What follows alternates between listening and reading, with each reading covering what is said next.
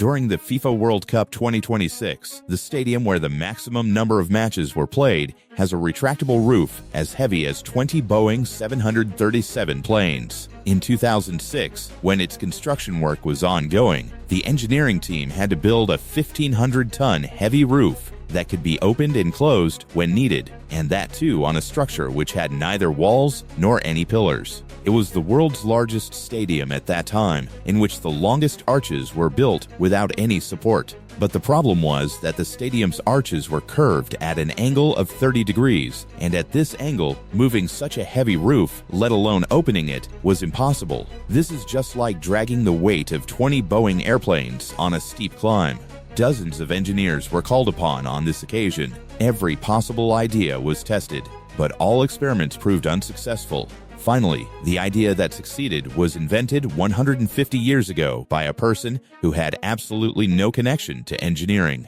Welcome once again to Broken Veneer's videos. The stadium that was considered the overwhelming favorite for FIFA 2026 is the AT&T Stadium located in the city of Arlington, Texas, spread over an area of 3 million square feet. This magnificent stadium provides a seating capacity of 80,000 at a time. The area inside it is 3 million cubic meters. That means the entire Pyramid of Giza can fit inside it. And even then, thousands of people will be able to sit. Talking about the height, if the Statue of Liberty is stood up inside, it still would not touch the ceiling. When we look at the stadium and then assess its features, for a moment it is unbelievable how it must have been built. 2 400-meter-long arches, and that too without any pillars.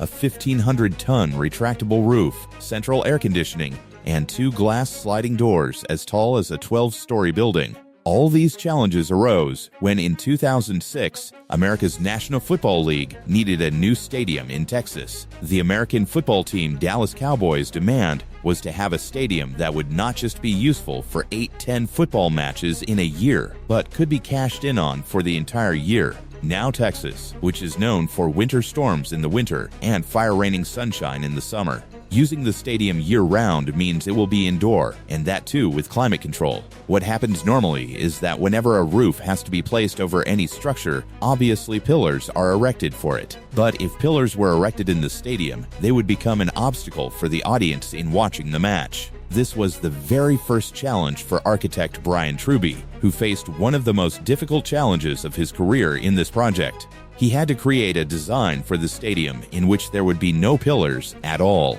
But for Brian, the challenge was not just designing a roof without pillars. On that roof, not only would there be a 1,500-ton retractable roof, but the world's heaviest lead screen would also be hung on it, whose standalone weight was calculated to be 600,000 kg, meaning the total weight would be 2,100 tons. Its solution was hidden in history in such a structure that everyone has forgotten today. In 1875, engineers were laying a railway line in Portugal, but coming to the banks of the Douro River, their work stopped. This 170-meter wide river is up to 20 meters deep, and at that time the water flow here was also quite fast, which means pillars cannot be installed here to build a bridge. To solve this problem, French engineer Gustave Eiffel was called upon. Eiffel designed such a parabolic arch in support of the riverbanks that it would not need any pillar. Of course, such a large arch seemed impossible at that time, but Eiffel proved everyone wrong. It wasn't just the design of the arch that was bearing the weight of the bridge. If you look closely, small triangles are built inside it, and these very triangles are the biggest secret to the strength of this arch. Because a triangle is the only shape in the world upon which, no matter how much pressure is applied, it will break, but will not change its shape. In the language of engineering, the structure of these triangles is called a truss system, and this very discovery of Gustave Eiffel was also used in Texas's AT&T, but on an extremely large scale. 2 4,100 feet long arches, whose thickness was kept at 14 feet and depth at 35 feet. Their entire weight was placed on 4 concrete abutments built at a distance of 400 meters. So much concrete was used in each abutment as is used in 200 houses of 200 yards each. And because these arches were made of steel, which can expand in the heat of Texas and even tear the concrete, expansion joints were installed between the steel and the abutment, which allow the stadium to breathe. After 8 months, the roof work was complete. Without pillars, the roof of an open-view stadium was now ready. An iconic rectangular hole was kept in its center, which was a symbol of the Dallas Cowboys' old stadium. But in the AT&T Stadium, this hole had to be closed with a retractable roof to combat all kinds of weather. But how difficult this task would be, no one had any idea. Retractable roof panels, whose total weight was 10 times more than the world's heaviest animal, the blue whale, opening and closing them on these sloping arches, proved to be a supremely difficult task. Obviously, when the roof opens, it has to be stopped due to gravity, and lifting it up is like lifting 10 blue whales against gravity.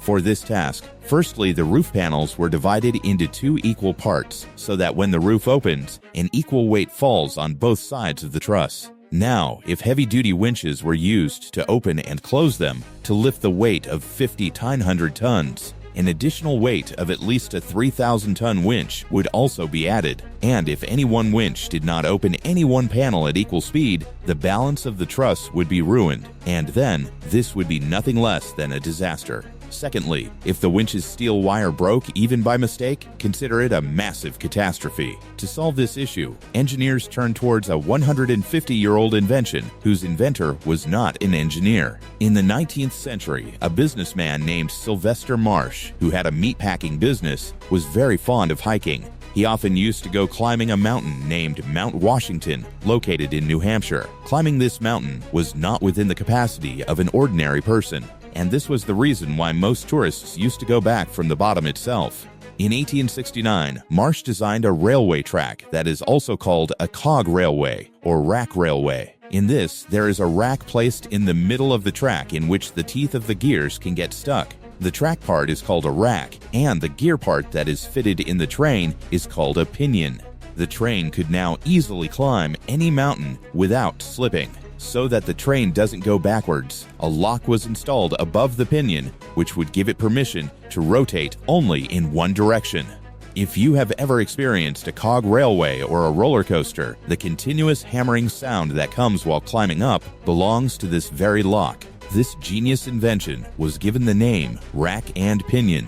It was decided to install this very rack-and-pinion system for the retractable roof of the AT&T Stadium. This line that you are seeing on the roof of the stadium, this is its rack or track on which the panels can easily open with a strong grip. For this task, 130 motors of 5 horsepower were installed, which provide power to the pinion to close the roof and act as brakes while opening. And because the size of the gear is fixed, due to which both roof panels open equally and equal weight falls on both sides of the truss, it takes 12 minutes for this retractable roof of the AT&T Stadium to open. Keeping this entire stadium cool in the summers was also no ordinary task. The volume inside the closed stadium is 3 million cubic meters, meaning, surprisingly, a volume equivalent to 75,000 standard rooms. Cooling such a huge volume means cooling 3 buildings like the Burj Khalifa from top to bottom.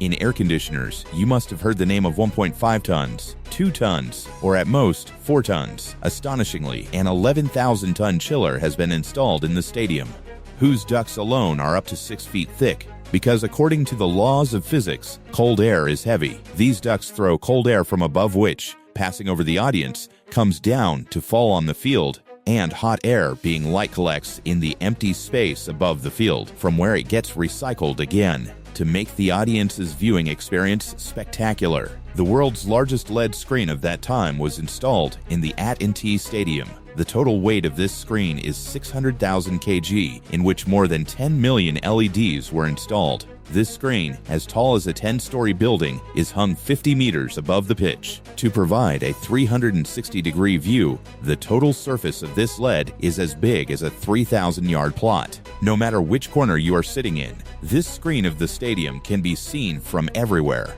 The doors of the stadium are glass doors as tall as a 12-story building. These are not made in one piece, but are made by putting together small panels. The weight of each panel is nearly 86,000 kg. These insulated glass doors also open and close with the help of that same rack and pinion. It takes approximately 18 minutes for these massive doors to completely open or close. Now coming to the main thing, where the games were played. In AT&T, turf was installed over the concrete so that not just football, but by removing the turf, other games could also be played here. But for FIFA, the stadium management faced a new challenge. According to FIFA rules, a soccer match could only be played on real grass, not on artificial turf. For this purpose and to fulfill FIFA's condition, the Dallas Cowboys set aside a budget of $300 million. But the question was, how would real grass be grown on a concrete floor? The stadium's roof did not open completely so as to give equal sunlight to all the grass. For this, the stadium's management raised the field up by 6 inches. A special drainage system was installed underneath for the grass water to drain out, and artificial UV lights were installed to maintain sunlight. The stadium management's plan was that the real grass would not be grown inside the stadium, but it would be grown on a farm in Colorado and then brought in refrigerator trucks and installed close to the match. Along with this, the original seating capacity of the stadium, which was 80,000, was also increased to 94,000. For FIFA, a total of 9 matches were played in the AT&T Stadium, in which the very first one here was played on 14th June, and the World Cup semi-final also happened right here on 14th July, and after that, the real grass was removed and turf was laid again. Hopefully, you guys will also heavily like and share this video of Broken Veneer. See you in the next spectacular video.